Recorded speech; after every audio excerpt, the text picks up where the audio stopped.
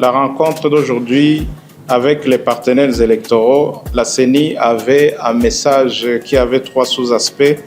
Le premier message, c'était la présentation du répertoire national des centres et bureaux de vote.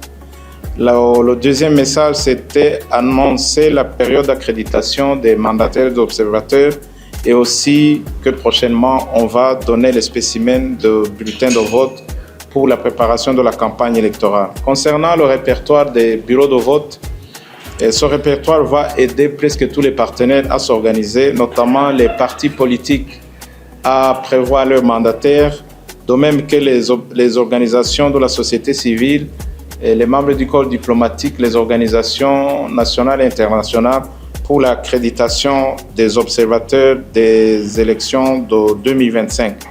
Nous avons aussi annoncé qu'on va donner les spécimens pour la préparation de la campagne. Il y a une autre activité d'envergure nationale qui sera lancée par son Excellence, Monsieur le Président de la République, à savoir le lancement solennel de l'ouverture de la campagne électorale le 9 mai.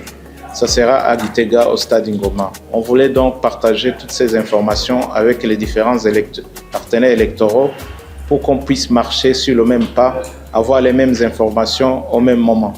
J'attends, on n'a pas encore distribué les cartes d'électeurs. Je vais apprécier en fonction du mouvement de retrait ou du taux de retrait de ces cartes. Mais nous avons prévu 3 jours.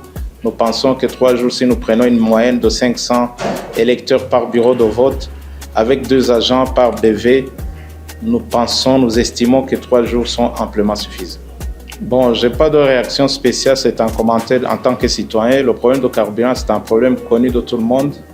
Les institutions nationales et les plus hautes autorités sont au courant. Je pense que des mesures seront prises pour que le processus électoral, surtout la campagne électorale, puisse se dérouler normalement. Mais quoi qu'il arrive, la campagne électorale aura lieu et les élections aussi auront lieu. Bon, je m'adresse peut-être à la population en général et aux membres des partis politiques en particulier. La période de campagne, la période des élections, c'est une période comme tant d'autres dans la vie d'un pays. Que la population continue à vaquer à ses activités de développement, que la paix soit toujours protégée, puisqu'après les élections, la vie continue. Je ne sais pas si tu veux parler des mandataires politiques ou des mandataires des partis politiques. La nuance est de fond. On s'est convenu avec les différents partenaires électoraux sur comment faire une formation d'une façon générale, mais je vous dirais que d'ores et déjà, nous avons signé des contrats de partenariat avec un certain nombre d'organisations de la société civile en matière d'éducation civique et d'observation électorale. Nous avons des thèmes de formation, nous avons des cadres pour former. Il reste à ce qu'on s'en convienne avec les partenaires qui le veulent pour échanger sur l'observation électorale et sur l'éducation civique.